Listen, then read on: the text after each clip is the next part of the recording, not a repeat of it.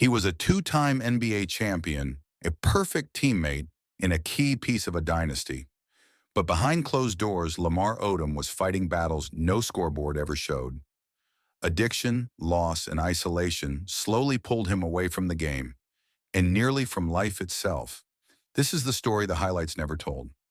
Welcome to Off-Court Truths, where we go beyond championships and fame to uncover the private battles, hidden pain, and untold stories behind basketball's most complicated lives.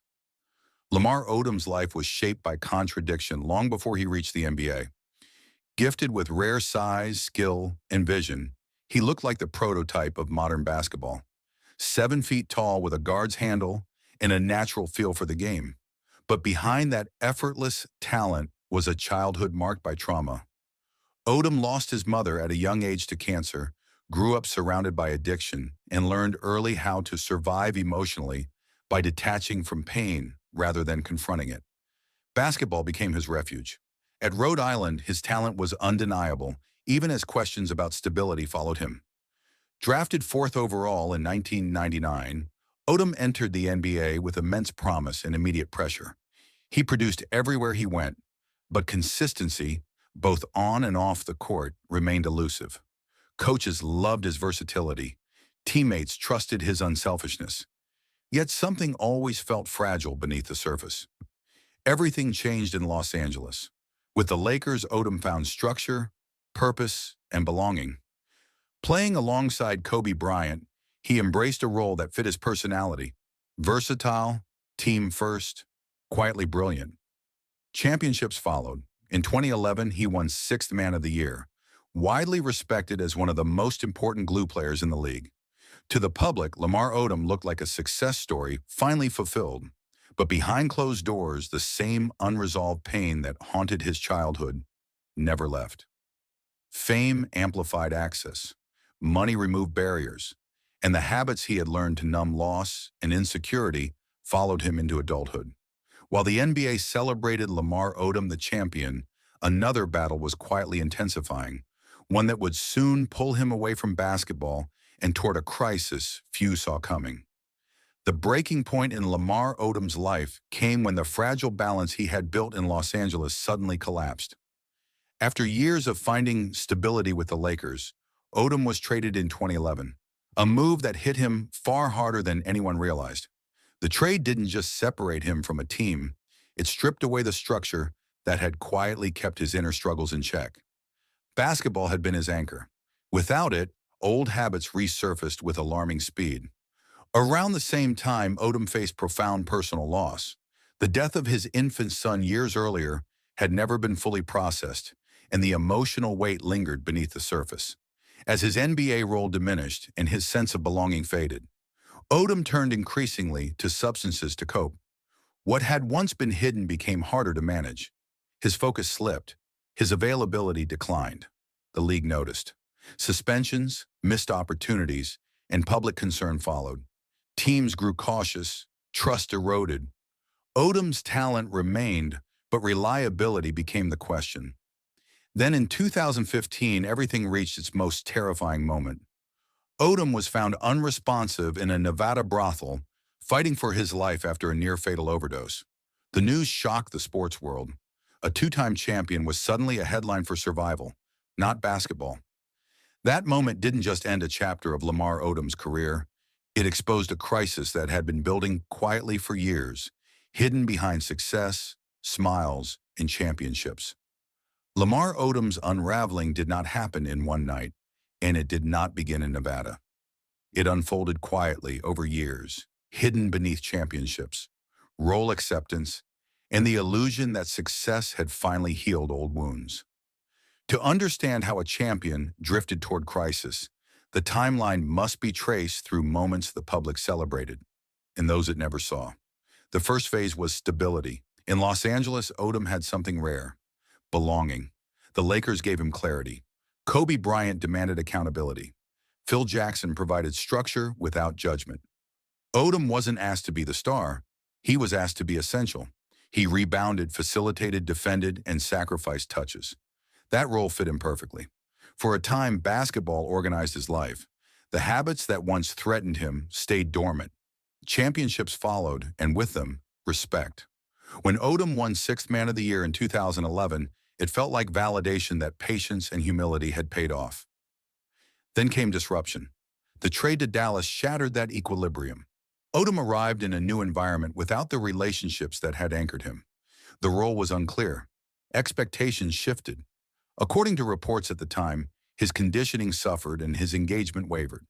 Practices were inconsistent. Confidence evaporated. What looked like a basketball issue was actually emotional displacement. Odom had lost the one system that quietly kept his chaos contained.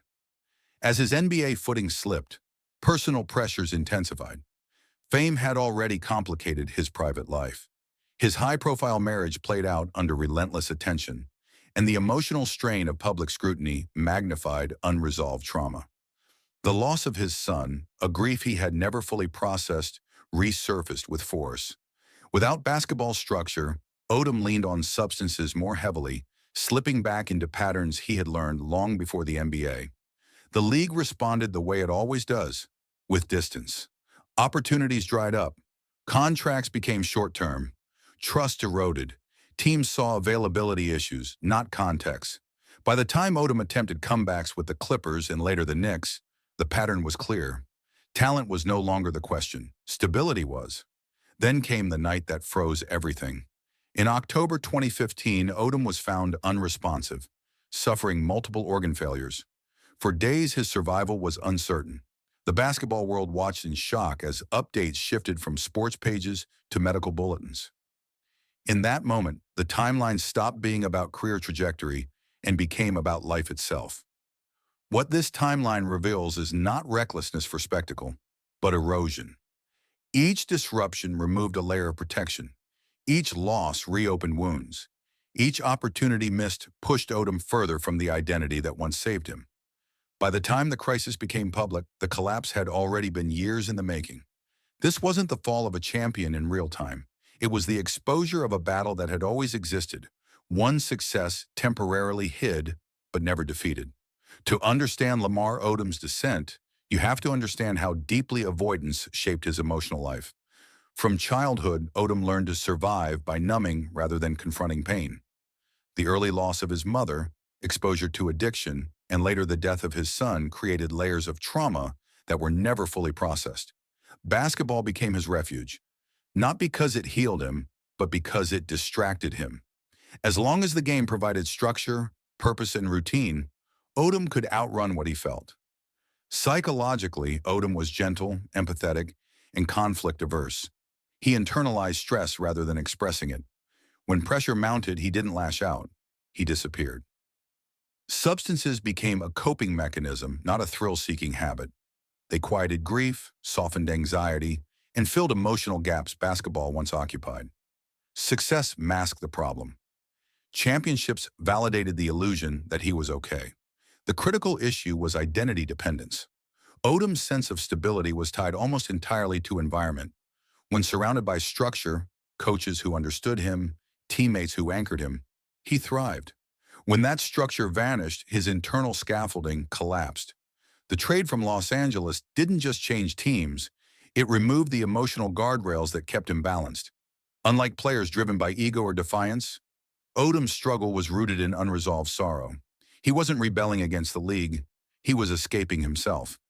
The NBA's culture, focused on performance and availability, offered little space for that kind of vulnerability. As his coping mechanisms failed, the gap between public success and private suffering widened. Lamar Odom didn't lose control because he lacked discipline. He lost control because pain he never learned to face finally caught up to him. The climax of Lamar Odom's story came on a night that nearly ended his life. In October 2015, Odom was found unresponsive in a Nevada brothel, suffering from multiple organ failure after a near-fatal overdose. For days, the world waited. Updates no longer tracked points or minutes. They tracked survival. Doctors spoke in probabilities. Family members prepared for the worst.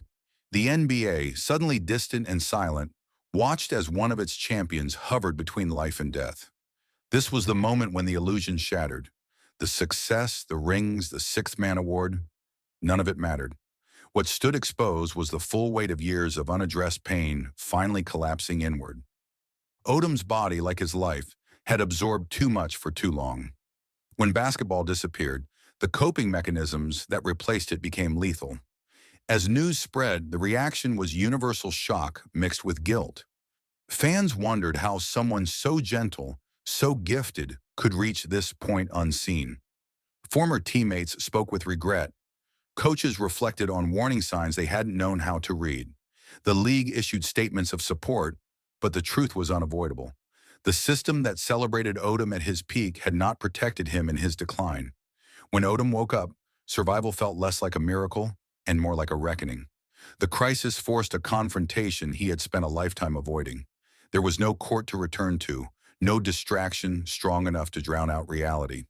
For the first time, Lamar Odom had to face his pain without escape. That night didn't just pause his career. It stripped it of meaning, leaving only one question that mattered. Could he live honestly without the game that once saved him? The consequences of that night reshaped Lamar Odom's life in ways no comeback ever could. Basketball, once his refuge, was no longer an option. Teams did not call. The league moved forward quietly. What remained was recovery, physical, emotional, and psychological. Odom had survived, but survival came with permanent scars. Organ damage altered his health. Cognitive struggles followed. The body that once thrived in NBA battles now had to relearn how to function day by day. Public perception shifted instantly. Odom was no longer discussed as a former champion or elite role player, but as a cautionary figure, someone whose private battles had finally become impossible to ignore. Sympathy replaced analysis. Concern replaced debate. Yet even compassion carried distance. The NBA's attention span is short, and once a player can no longer contribute, the spotlight fades quickly. Financial consequences surfaced as well. Missed contracts, legal troubles, and unstable income followed a life that had once seemed secure. Without basketball structure, Odom faced the difficult work of rebuilding routine and purpose from nothing. Rehabilitation became his full-time job. Accountability replaced competition. Each day was measured not in wins, but in staying alive and staying sober. Perhaps the heaviest consequence was emotional clarity. Odom could no longer hide from the grief he had spent years avoiding. The loss of his mother, his son, his career, and his identity. The crisis forced honesty. It stripped away illusion. What remained was vulnerability, fragile but real. Lamar Odom did not lose his legacy in that moment. He lost the luxury of escape. And in its place, he was left with the hardest challenge of all, learning how to live without the game that once protected him from himself. Lamar Odom's comeback was never about returning to the NBA. It was about reclaiming his life. After surviving a crisis that nearly took everything, the idea of basketball glory felt distant and irrelevant. What mattered was stability, something Odom had rarely known without the structure of a team, a season, a role. Recovery became his new discipline. Routine replaced road trips. Accountability replaced box scores. In the years that followed, Odom faced recovery in public, an experience that brought both support and scrutiny. He spoke openly about addiction, relapse, and the long road towards sobriety. Progress wasn't linear. There were setbacks, moments of vulnerability, and reminders that healing doesn't obey timelines. But there was also honesty. For the first time, Odom wasn't performing a role for teammates or fans. He was learning who he was without the game as an anchor. He found purpose in telling his story, through interviews, memoirs, and advocacy, reframing his legacy not as a fallen champion, but as a survivor willing to confront pain head-on. Former teammates welcomed him back into basketball spaces as a presence, not a player. The league acknowledged him with respect, even if the door to competition had closed. In that acceptance, Odom found a quieter form of belonging. This final chapter isn't about redemption in the traditional sense. There were no final buzzer beaters or comeback seasons. Instead, there was survival, reflection, and growth measured in days lived honestly. Odom learned to build structure from within, not borrow it from a locker room. He learned that healing requires presence, not distraction. Lamar Odom's story doesn't end with championships or collapse. It ends with a man still standing, scarred, changed, and alive, discovering that the hardest comeback is not to the court, but to yourself. Lamar Odom's story reveals a truth the NBA rarely confronts directly. Success can hide pain, but it cannot heal it. Championships, money, and respect created the illusion of stability, yet none of it addressed the wounds that shaped his life long before basketball found him. Odom's rise proved that talent and opportunity can lift someone out of darkness, but only temporarily if the darkness itself is never faced. His journey reminds us that addiction is not weakness and collapse is not failure. They are symptoms of pain left untreated. The league celebrates toughness, but it often misunderstands quiet suffering. Odom didn't fall because he lacked discipline. He fell because he carried grief for too long without a way to release it. The lesson is sobering and human. No system, no team, no success can replace the work of confronting who you are when the noise disappears. Healing begins when distraction ends.